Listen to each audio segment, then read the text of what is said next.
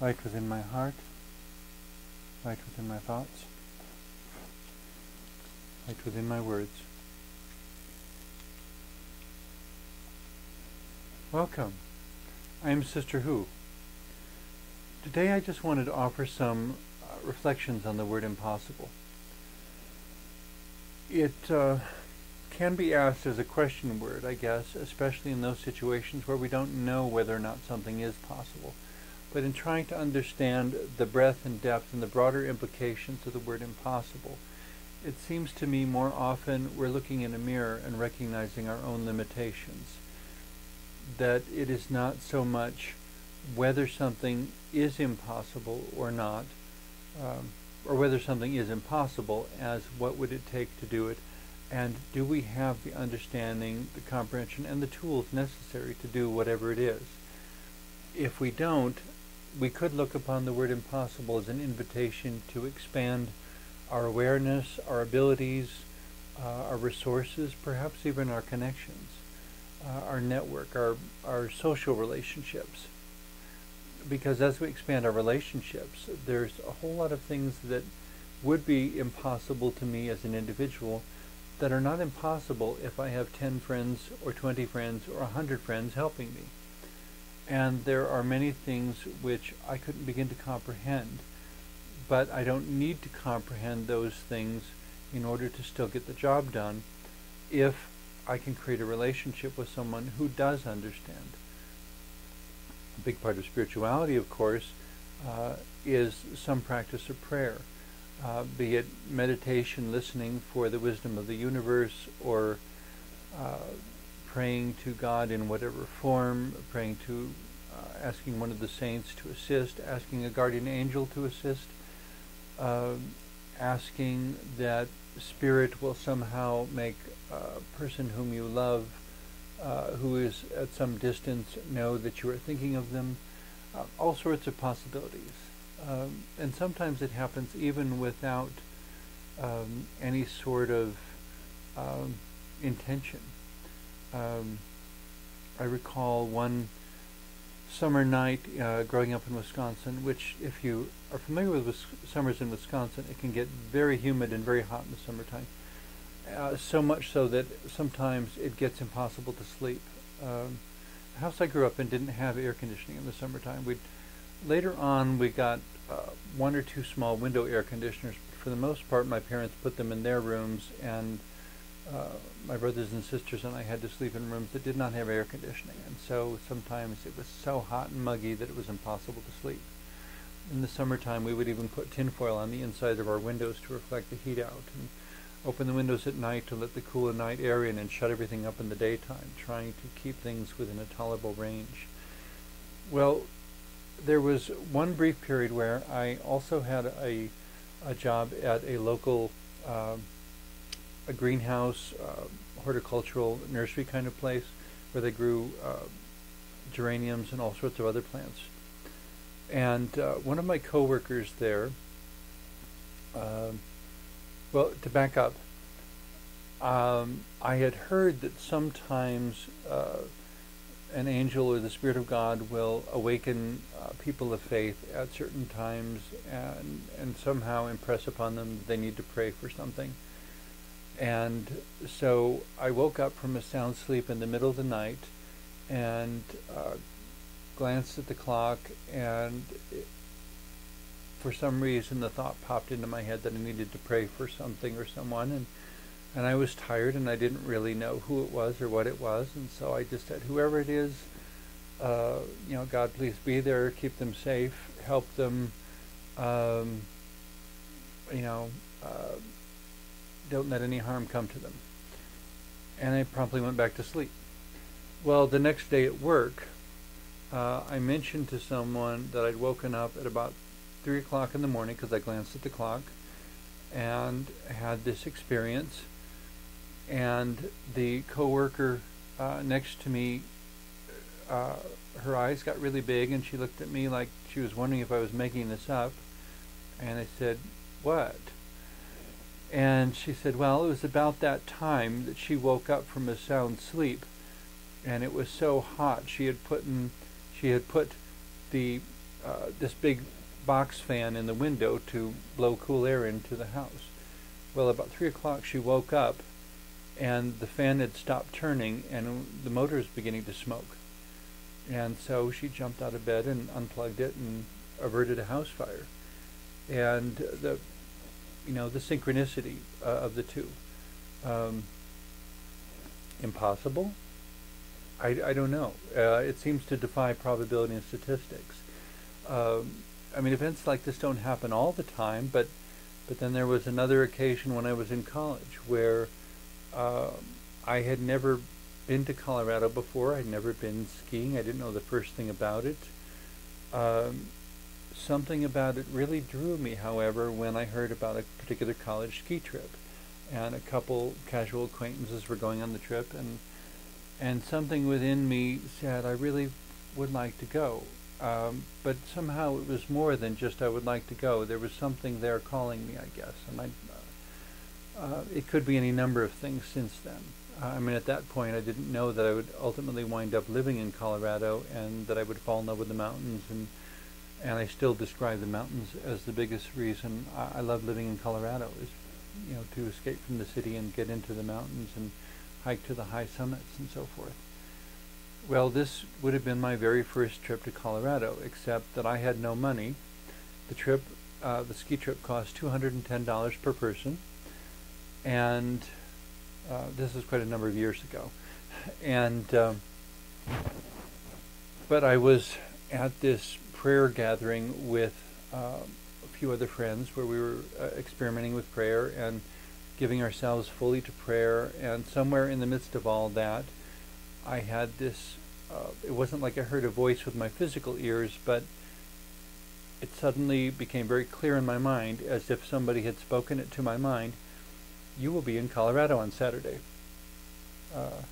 or a week from Saturday. I think it was, on Saturday. Remembering the time, because this was Sunday night when it happened, and I said, okay, I'm willing to believe in it if, and I don't often have that happen, but I didn't say anything about it to anyone else. And so a couple days went by, or the next morning I went down and found out when the deadline was for the ski trip. When do I have to have the money in? And they said, well, this date. Okay. And so then I didn't say anything to anyone, and 2 or 3 days went by, and I mentioned to someone that I was planning on the ski trip in Colorado, understanding that I could be disappointed it might not happen. 2 or 3 days later, somebody asked me about this and said, I understand you're going to Colorado on the ski trip. And I said, I'm planning on it. And he said, well, I can loan you all the money if you want. And I kind of said, okay, is this the answer? And so I explained what had happened that evening at the prayer gathering, and the young man's eyes got really big, and he said, well, ever since that night, I've had this sense that I'm supposed to give somebody the money for the ski trip, but I didn't know who. And I hadn't told him anything that had happened there. He didn't know anything about it. No one had said a word to him. What mental resonance it set up with him, I don't know. Was it God? Maybe. I don't know if there's any way to confirm or deny it one way or the other. But it's a synchronicity that leaves me, looking at this word impossible and saying, maybe not, maybe it could happen. Maybe in the 11th hour, metaphorically, God is still in the business of parting the Red Sea. And it does seem with a lot of friends with whom I've spoken that when something is requested in prayer, sometimes God answers in the 11th hour with synchronicity or provision that could not have been anticipated, and that there's just too much coincidence to dismiss. And occasionally this continues to happen in my life, where a synchronicity that is just defies all probability and statistics. Is it impossible? I don't think I should tell myself that anything is impossible. It's just a question of what would it take. And if I'm willing to put my trust out there and say that it is possible, if all the circumstances and all the synchronicities and all the necessary resources come together, it is possible. And but then, the next step, I suppose, is there anything I can do to nudge things in that direction? Sometimes there is, most of the time there's not. Most of the time it requires something beyond my control. Not exactly the same, because it wasn't about me receiving anything, but when we talk about synchronicities, is it possible, is it impossible? How can there be a synchronicity without there being overt connections? And I suppose there will be some people who believe in there being a collective unconscious of the human race, and that somehow we're communicating with each other on a spiritual level through that. Maybe, maybe not. I don't know. We haven't been able to prove that one way or the other, but there's some things that suggest some sort of subconscious communication going on. The so-called 100th monkey principle, but that applies to a whole group, not just to individuals. The 100th monkey principle basically says that there were monkeys in this part of Japan or China or wherever who started washing their rice before they ate it. And when the 100th monkey was also doing it, suddenly 100 monkeys doing it over here, suddenly monkeys all over the place started doing the same thing, even though those monkeys had had no contact whatsoever with these. And so the idea was, if you ever hear reference to the 100th monkey, when the 100th person does it, then everyone else will start doing it too. It would be nice if it was that predictable. Sometimes it seems to work, sometimes it doesn't, and I'm not quite sure what the rhyme or reason is. But in my case, it was more individuals, just one person and just one person. And how did we manage to be in sync that way, except by some divine blessing, I suppose? I mean, it seems as worthwhile an explanation as any. Perhaps one of the more dramatic stories of synchronicity of Sister Who, which I've shared various times, and I'll probably share again in other episodes as well. But again, getting at, is it impossible for things to happen, or is even the possibility of the divine enough to make all sorts of things quite reasonable? There was one particular evening where I was getting ready for an appearance as Sister Who, and the makeup was being so uncooperative. Everything was going wrong. It was the worst makeup session I've ever had in terms of trying to do the ritual transformation from my other self into being Sister Who for ministerial purposes. And I left the house 35 minutes late, and I'm normally a very punctual person. And on the way there, I was raving to no one in particular why, what possible justification could there be for such aggravation? Why all these problems? Is there any reason for this? Well, when I got to where I was going, in the 20 or 30 seconds, I think it was even less than a minute, it took to walk from my car to the building. Somebody across the street saw me and came running over to ask if I would please come say a blessing, because they were just about to begin a memorial service for his life partner who had recently passed away. If I had been on time, none of that would have happened. Is it possible to arrive in some place just at the moment you'll be needed? And is it possible that all the delays you experience over here may be specifically so that you will arrive at exactly the right moment over there? Almost as if the delays had a mind of their own and knew what was going to happen here and needed to influence me to be late enough that I would arrive there at that exact moment. Is that impossible? I suppose the same question would be asked, do you believe in coincidence? A lot of people I've met don't believe in coincidence. But this is where life can become this fascinating adventure, because if we dismiss the word impossible, or if maybe not so much dismiss it, as we understand that it has a limited context, that what makes it impossible is sometimes our inability to see what's right in front of us, or our insistence on labeling it a coincidence, or our refusal to participate within whatever opportunity comes along. I mean, I could have, in the face of, and I almost did, in the face of all those frustrations and delays, to decide that this is too impossible, I'm simply not going. And I will just call them, the place where I was going, and tell them, you know, I'm sorry it didn't work out, I gave it my best try. But I persevered, and because I persevered, what would have been considered impossible actually happened. And in a similar sort of way, with the ski trip when I was in college, because I persevered in believing and in trusting that it really could happen, and was willing to take the step when the opportunity presented itself. I was in Colorado for that ski trip, and then it became all the more interesting in all sorts of peculiar adversarial ways. The first day I went skiing, I broke my glasses. Later in life, about 10 years ago, I underwent a LASIK procedure, and so I don't wear glasses anymore. But for about 30 years, I wore glasses with a really strong prescription, so that without glasses, for all essential purposes, I was blind. I mean, I was not able to function or really go anywhere or do anything. I certainly couldn't ski.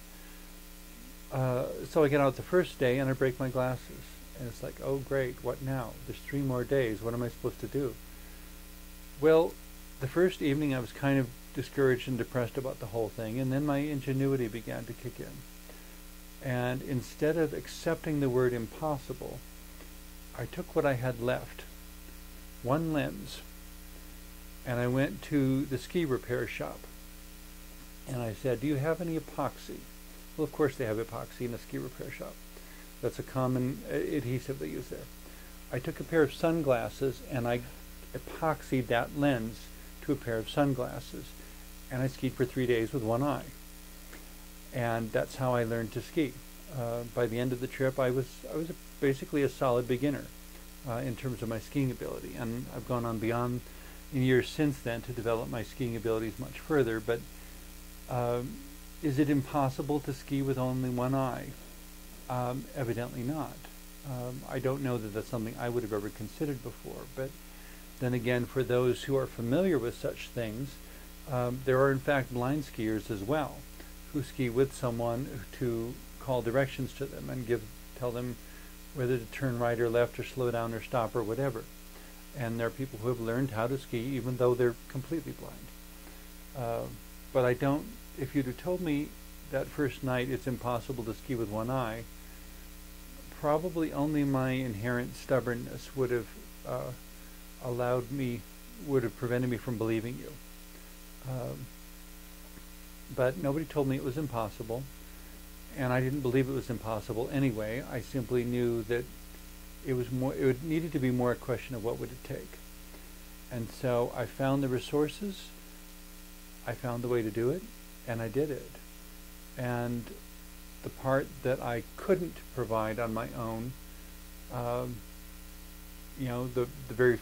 money for the trip to go in the first place came from elsewhere.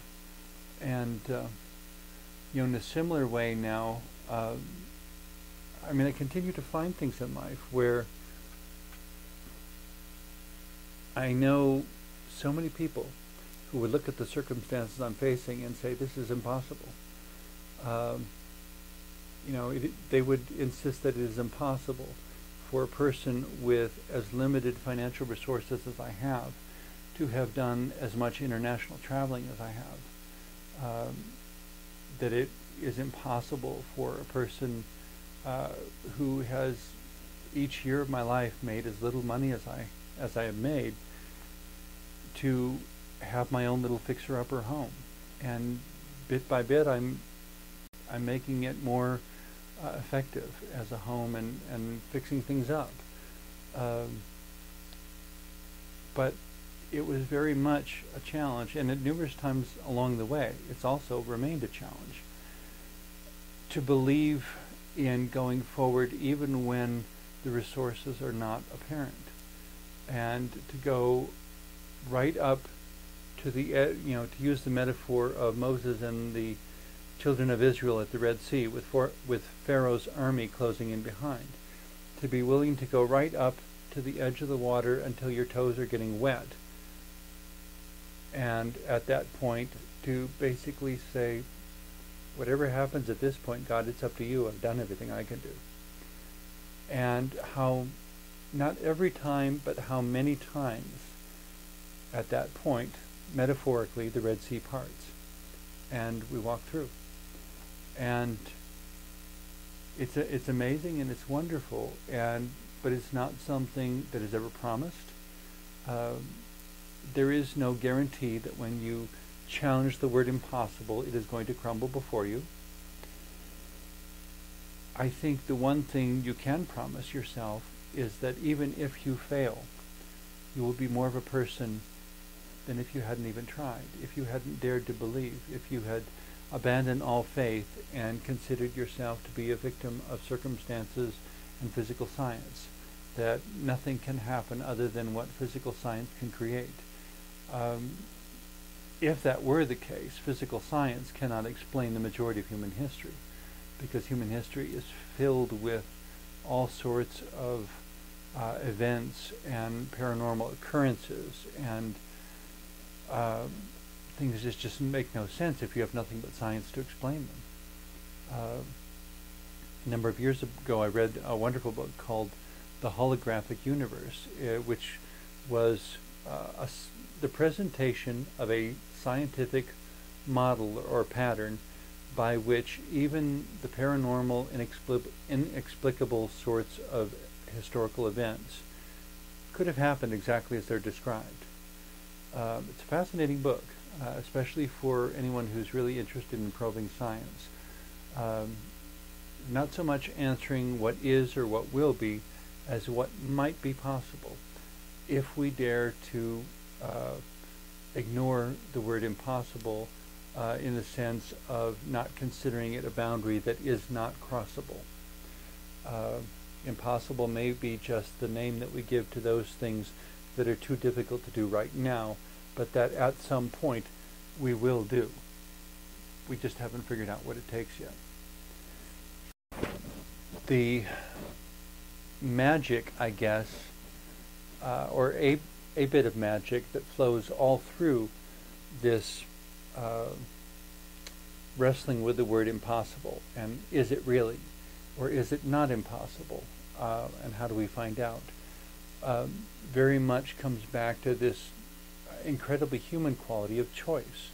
That we have the ability to choose between one strategy and another, and to choose whether to believe or whether not to believe, whether to choose to have faith or whether to choose to abandon faith.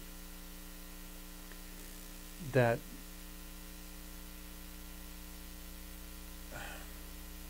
well, as some people have put it, God doesn't want robots. That it's not just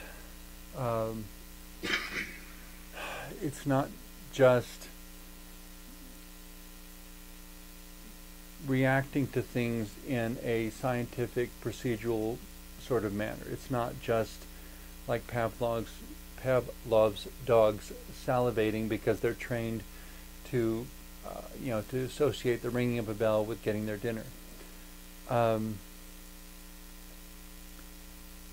We can go beyond that and choose to believe in what is now labeled as impossible, and simply decide to choose that even though we don't know it, there must be a way.